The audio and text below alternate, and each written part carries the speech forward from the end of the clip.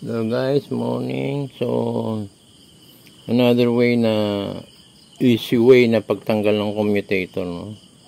Dati inaano ko yan, ginagrinder ko pa bago ko iangat ito. Pasira na, hindi yung papalitan mo na ng bago yan. So, dati ginagrinder ko pa yan.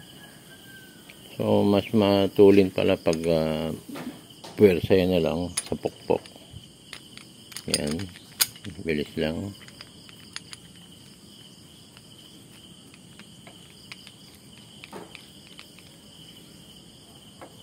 Lang siya.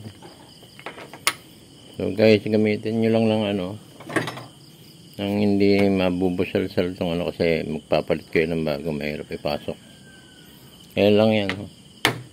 1, 2, 3, 4 palo. Tapos ilang palo lang. And then nasa yung aking sakto to yun. So ito lang ang ko tong drill, yung pantanggalan drill. So kung meron kayong gamitin nyo yan. Tapos na. Yan guys, ganyan lang kadali. Kusang napuputol na pala. Yun, dami ko na.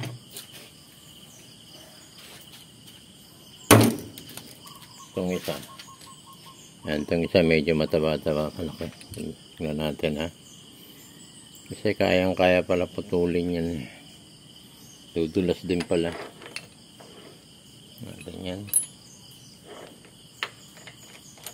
Sa 2-3 pokpok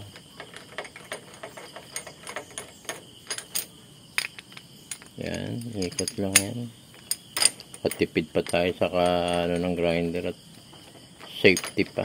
Kasi minsan yung grinder tumatalsik pa Ayun lang guys. Ulit, pokpok ulit. Itong pokpok na ito kasi gagamitin nyo ba yan? Okay. Yan walang kapwersa-pwersa. Sambaksakan lang pala. Grinder ko pa na hindi ko din alam. Ayan. Tapos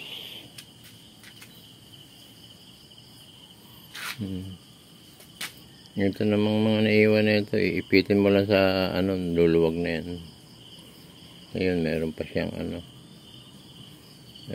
nakaipit na another na yan. So guys, ganun lang. Pagtanggal ng commutator, huwag lang iga-grinder. Kusa naman palang maluwag lang pala.